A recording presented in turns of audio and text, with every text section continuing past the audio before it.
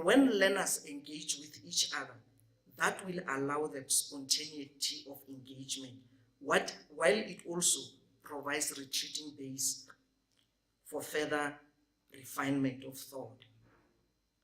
And the learner-facilitator engagement, it offers opportunity to engage individual learners through setting up situations in which they engage productively, followed by reflection and construction of knowledge and development of capacity to act mathematically.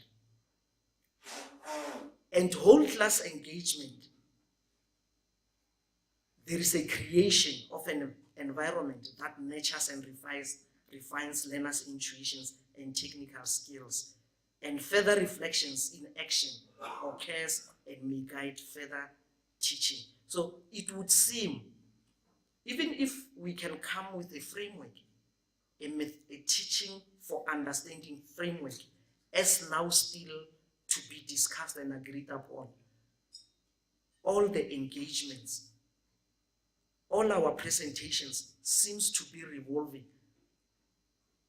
around the 4 engagements that we expect the learners to experience. So let's come to the recommendations.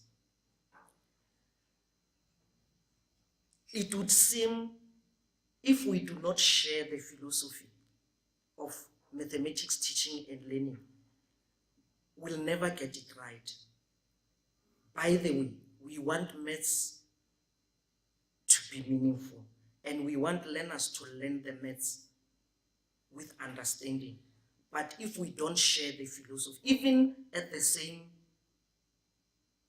school, that is not doing or serving the learner well, or serving me as a teacher well, because I'm also learning in the process. So I'm the learner in that context.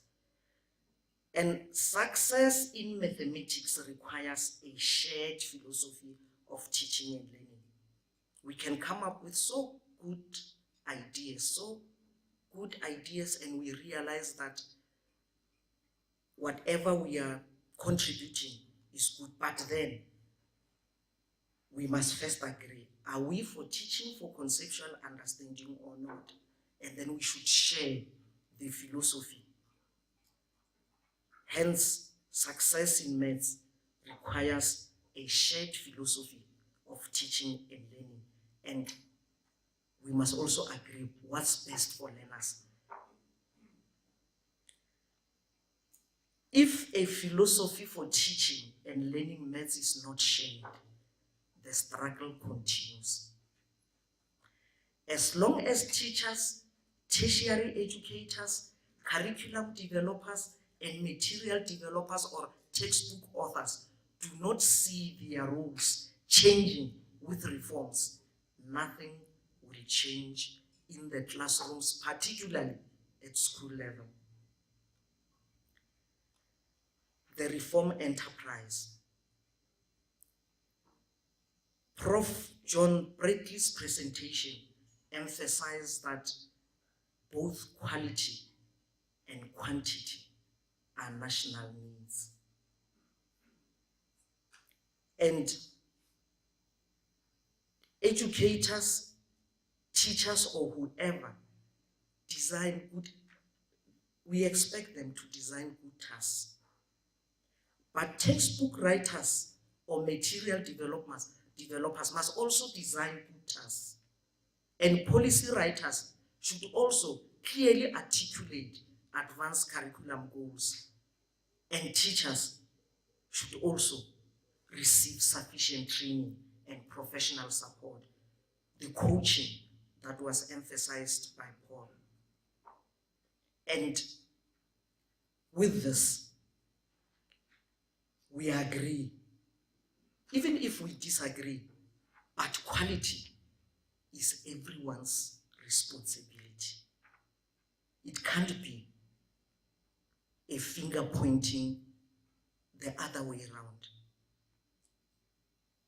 That's why Mike said, let's point the finger down at ourselves. So quality is everyone's responsibility.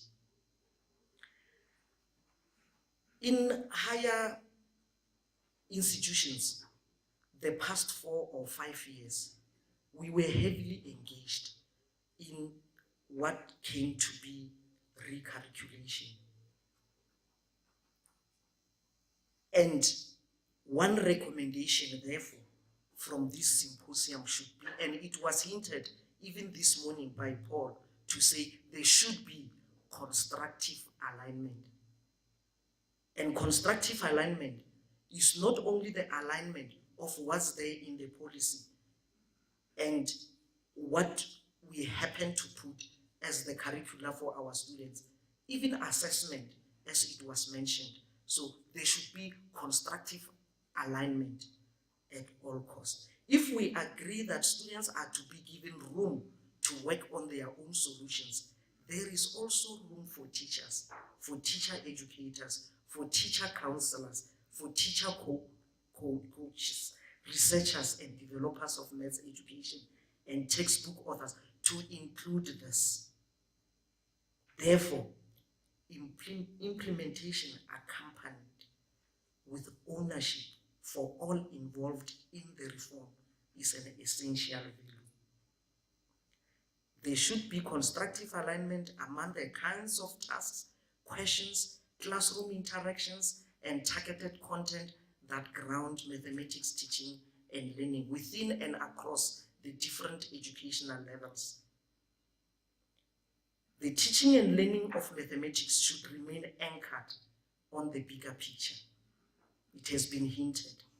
And in that way, mathematics will remain, or mathematics will be, or it becomes meaningful, accessible, expandable, and transferable, only if the teaching and the learning remain anchored on the bigger picture. A reform requires professional development of teachers. This one we have already touched on also at length. And as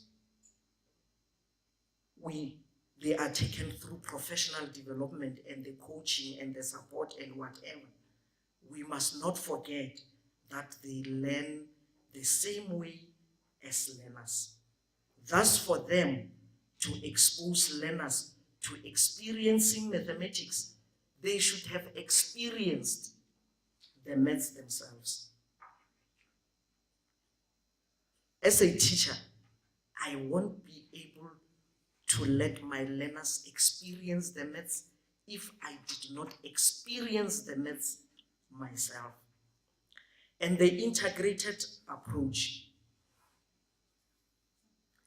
One insight we got is that there is almost no maths worth learning that breaks into lesson-sized pieces. Track this.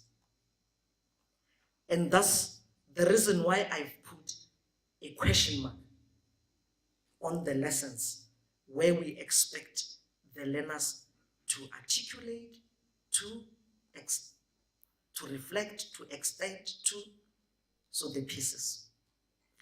For further education, I've already hinted the constructive alignment that even for our recalculation processes, we should take care of expectations at schools. That is, curriculum designed to be within the negotiated and agreed upon maths framework, if it happens to be there, or if we happen to accept it. But I've hinted what we can't run away from, the 4 engagements of the learners. So our classroom interactions should model what we expect student teachers to go and practice in schools. Teaching or preaching versus practice. We mustn't preach what we can't practice. Greater achievement requires effort. And even more so, it requires focus. and the highs can only be claimed by those who are inspired to do so. Thank you.